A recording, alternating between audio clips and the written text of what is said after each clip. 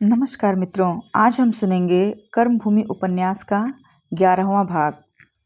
सारे शहर में कल के लिए दोनों तरह की तैयारियां होने लगी। हाय हाय की भी और वाह वाह की भी। काली झंडियां भी बनी और फूलों की डालियां भी जमा की गईं। पर आशावादी कम थे, निराशावादी ज़्यादा। गोरों का खून हुआ है। जज ऐसे मामले में भला क्या इंसाफ करेगा? क्या बचा हुआ है? शांति कुमार और सलीम ने खुल्लम खुल्ला कहते फिरते थे कि जज ने फांसी की सज़ा दे दी। कोई खबर लाता था फौज की एक पूरी रेजिमेंट कल अदालत में तलब की जाएगी। कोई फौज तक न जाकर सशस्त्र पुलिस तक ही रह जाता था। अमरकांत को फौज के बुलाए जाने का विश्वास था। 10 बजे रात को अमरकांत सलीम के घर पहुंचा। अभी यहाँ घंटे भर ही पहले आया था। सलीम ने चिंतित होकर पूछा, कैसे लौट पड़े भाई? क्या कोई नई बात हो गई? अमर ने कहा, एक बात सूझ गई। मैंने कहा तुम्हारी राय भी ले लूं। फांसी की सज़ा पर खामोश रह जाना तो बुजदिली है। किचलू साहब जज को सबक देने की ज़रूरत होगी ताकि उन्हें भी मालूम हो जाए कि नौजवान भारत इंसाफ का खून देखकर खामोश नहीं रह सकता। सोशल बायकाट कर दिया जाए। उनके महाराज को मैं रख लूँगा, कोचमैन को तुम रख लेना। बच्चा को पानी भी न मिले, जिधर से निकले उधर से तालियां बजें। सलीम ने मुस्कुराकर कहा, सोचते सोचते सोची भी तो वही बनियों की बात, मगर और कर भी क्या सकते हो? इस बायकाट से क्या होगा? कोतवाली को लिख देगा, 20 महाराज और कोचवान हाजिर कर दिए जाएंगे। 2-4 दिन परेशान तो होंगे हजरत। बिल्कुल फजूल सी बात है। अगर सबक ही देना है तो ऐसा सबक दो जो कुछ दिन हजरत को याद रहे। एक आदमी ठीक कर लिया जाए जो ऐन वक्त पर हजरत का फैसला सुनाकर बैठने लगे। एक जूता ऐसे निशाने से चलाए कि मुंह पर जा लगे। अमरकांत ने कहा मारकर कहा, बड़े मस्खरे हो यार। इसमें मस्खरेपन की क्या बात है? तो क्या सचमुच हो तुम जूते लगवाना चाहते हो? जी हाँ, और क्या मजाक कर रहा हूँ? ऐसे सबक देना चाहता हूँ कि फिर हजरत वहाँ मुंह न दिखा सकें। अमरकांत ने सोचा, कुछ भद्दा काम तो है ही, पर बुराई क्या? लातों के देवता कहीं बातों से मानते हैं। बोला, अच्छी बात है, देखी जाएगी, पर ऐसा आदमी कहाँ मिलेगा? सलीम ने उसकी सरलता पर मुस्कुराकर कहा, आदमी तो ऐसे मिल सकते हैं जो राह चलते गर्दन काट ले। यह कौन सी बड़ी बात है? किसी बदमाश को 200 रुपये दो बस। मैंने तो काले खान को सोचा है। अच्छा, वह उसे तो मैं एक बार अपनी दुकान पर फटकार चुका हूँ। तुम्हारी हिमाकत थी। ऐसे 2-4 आदमियों को मिलाए रहना चाहिए। वक्त पर उनसे बड़ा काम निकलता है। मैं और सब बातें तय कर लूँगा, पर रुपए की फिक्र तुम करना। मैं तो अपना बजट पूरा कर चुका। अभी तो महीना शुरू हुआ है भाई। जी हाँ, यहाँ शुरू में ही ख़त्म हो जाते हैं, फिर नोच खसोट चलती रहती है। कहीं अम्मा के 10 रुपये उड़ा लाए, कहीं अब्बा जान से किताब के बहाने से 10 रुपये, 5 रुपये ऐंठ लिए। पर 200 की थैली जरा मुश्किल से मिलेगी। हाँ, तुम इनकार कर दोगे तो मजबूर होकर अम्मा का गला दबाऊंगा। अमर ने कहा, रुपए का गम नहीं, मैं जाकर लिए आता हूँ। सलीम ने इतनी रात गए रुपए लाना मुनासिब न समझा। बात कल के लिए उठा रखी। प्रातःकाल अमर रुपए लाएगा और काले खान से बातचीत पक्की कर ली जाएगी। अमर घर पहुंचा तो 10:30 बजे थे। द्वार पर बिजली जल रही थी। बैठक में लाला जी 2-3 पंडितों के साथ बैठे बातें कर रहे थे। अमरकांत को शंका हुई, इतनी रात गए, यह जग जग किस बात के लिए है? कोई नया सिगुफा तो नहीं खिला? लाला जी ने उसे देखते ही डांट कर कहा, तुम कहाँ घूम रहे हो जी? 10 बजे के निकले निकले आधी रात को लौटे हो। जरा जाकर लेडी डॉक्टर को तो बुला लो, वहीं जो बड़े अस्पताल में रहती है, अपने साथ लिए हुए आना। अमरकांत ने डरते डरते पूछा, क्या किसी की तबीयत? समरकांत ने बात काट कर कड़े स्वर में कहा, क्या बकबक करते हो? मैं जो कहता हूँ वह करो। तुम लोगों ने तो व्यर्थ ही संसार में जन्म लिया। यह मुकदमा क्या हो गया? सारे घर के सिर जैसे भूत सवार हो गया। चटपट जाओ। अमर को फिर कुछ पूछने का साहस न हुआ। घर में भी न जा सका। धीरे से सड़क पर आया और बाइसिकल पर बैठ ही रहा था कि भीतर से सिल्लो निकल आई। अमर को देखते ही बोली, अरे भैया सुनो, कहाँ जाते हो? बहू जी बहुत बेहाल हैं, कब से तुम्हें बुला रही हैं। सारी देह पसीने से तर हो रही है। देखो भैया, मैं सोने की कंठी लूँगी, पीछे से हीला हवाला न करना। अमरकांत समझ गया। बाइसिकल से उतर पड़ा और हवा की भांति झपटता हुआ अंदर जा पहुँचा। वहाँ रेणुका, एक दाई, पड़ोस की एक ब्राह्मणी और नैना आंगन में बैठी हुई थी। बीच में एक ढोलक रखी हुई थी। कमरे में सुखदा प्रसव वेदना से हाय हाय कर रही थी। नैना ने दौड़कर अमर का हाथ पकड़ लिया और रोती हुई बोली, तुम कहाँ थे भैया? भाभी बड़ी देर से बेचैन है। अमर के हृदय में आंसुओं की ऐसी लहर उठी कि वह रो पड़ा। सुखदा के कमरे के द्वार पर जाकर खड़ा हो गया, पर अंदर पाँव न दे सका। उसका हृदय फटा जाता था। सुखदा ने वेदना भरी आंखों से उसकी ओर देखकर कहा, अब नहीं बचूंगी। हाय, पेट में जैसे कोई बरछी छुभो रहा है। मेरा कहा सुना माफ़ करना। रेणुका ने दौड़कर अमरकांत से कहा, तुम यहाँ से जाओ भैया, तुम्हें देखकर वह और भी बेचैन होगी। किसी को भेज दो, लेडी डॉक्टर को बुला लाए। जी कड़ा करो, समझदार होकर रोते हो। सुखदा बोली, नहीं अम्मा, उनसे कह दो जरा यहाँ बैठ जाएं, मैं अब न बचूंगी। हाय भगवान। रेणुका ने अमर को डांट कर कहा, मैं तुमसे कहती हूँ यहाँ से चले जाओ, और तुम खड़े रो रहे हो। जाकर लेडी डॉक्टर को बुलवाओ। अमरकांत रोता हुआ बाहर निकला और जनाने अस्पताल की ओर चला, पर रास्ते में भी रह रहकर उसके कलेजे में हुंक सी उठती थी। खुदा की वह वेदनामयी मूर्ति आंखों के सामने फिरती रही।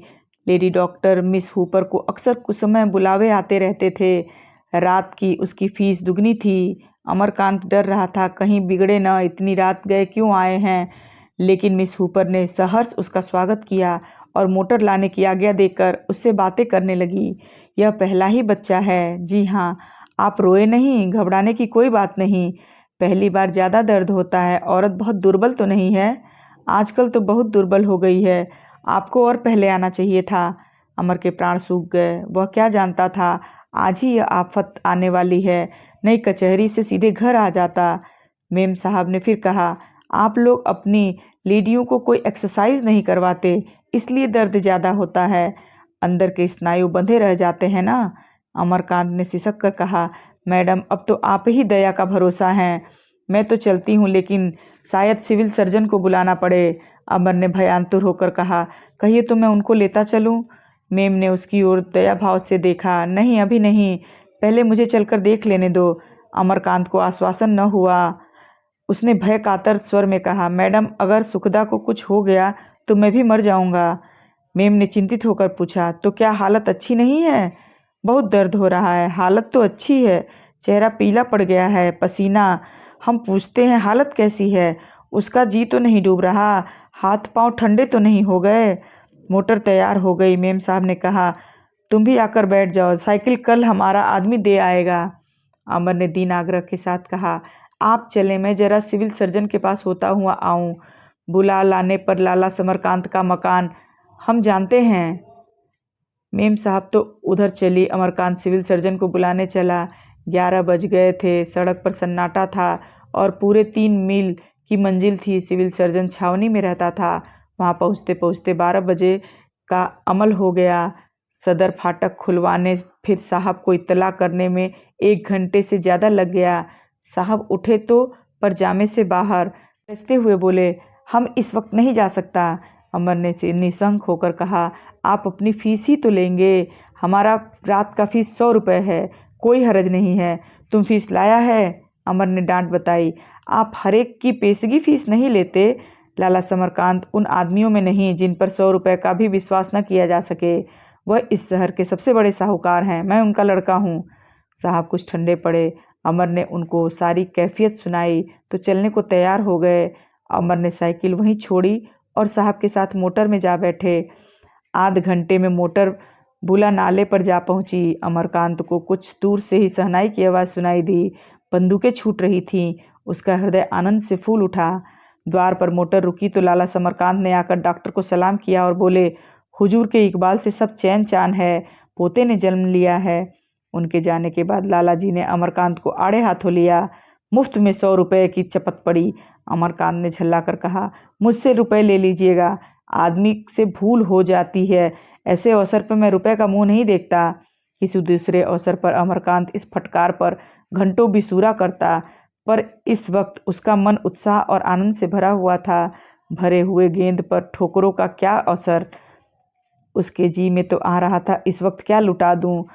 वह अब एक पुत्र का पिता, अब कौन उससे हेकड़ी जमा सकता।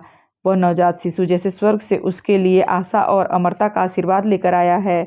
उसे देखकर अपनी आंखें शीतल करने के लिए वह विकल हो रहा था। ओहो, इन्हीं आंखों से वह उस देवता के दर्शन करेगा।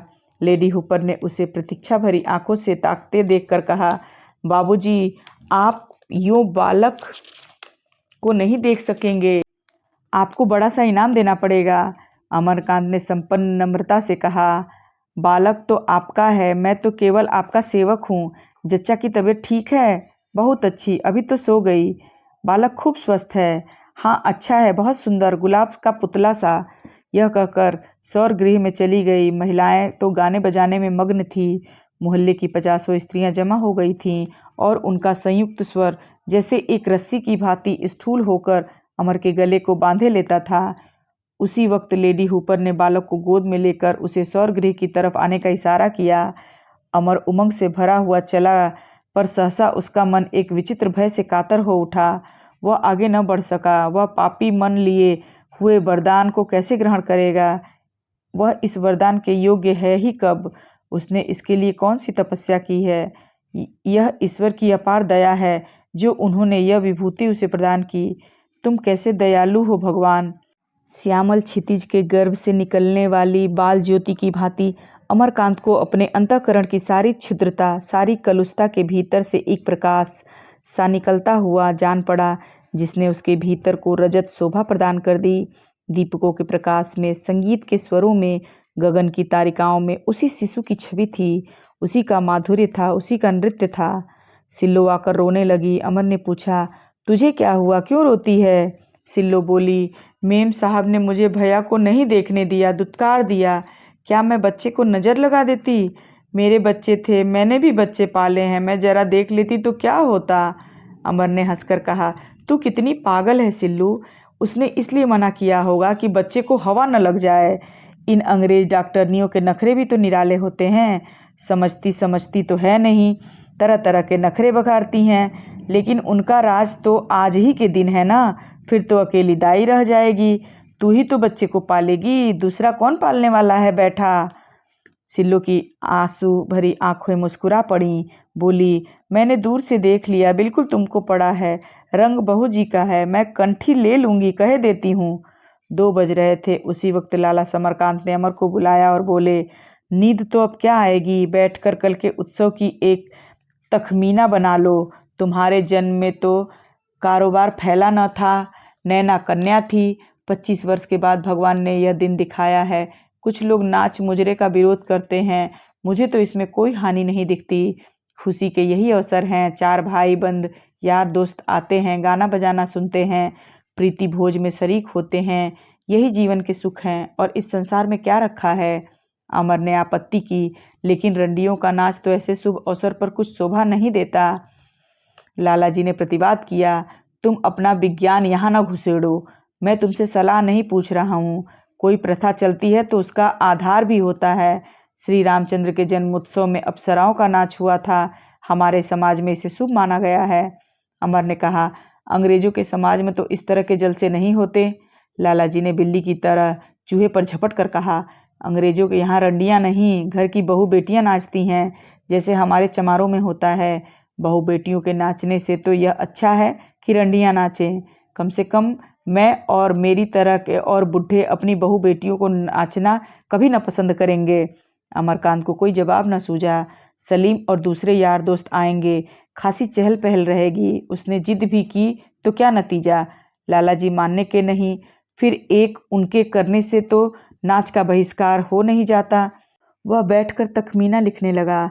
सलीम ने मामूल से कुछ पहले उठकर काले खां को बुलाया और रात का प्रस्ताव उसके सामने रखा। 200 रुपये की रकम कुछ कम नहीं होती।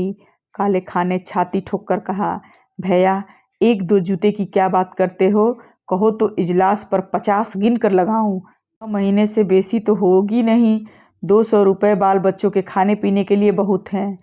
आप सुन रहे थे कर्मभूमि उपन्यास का भाग 11। जल्दी ही मिलते हैं अगले भाग के साथ। तब तक आपका समय शुभ हो।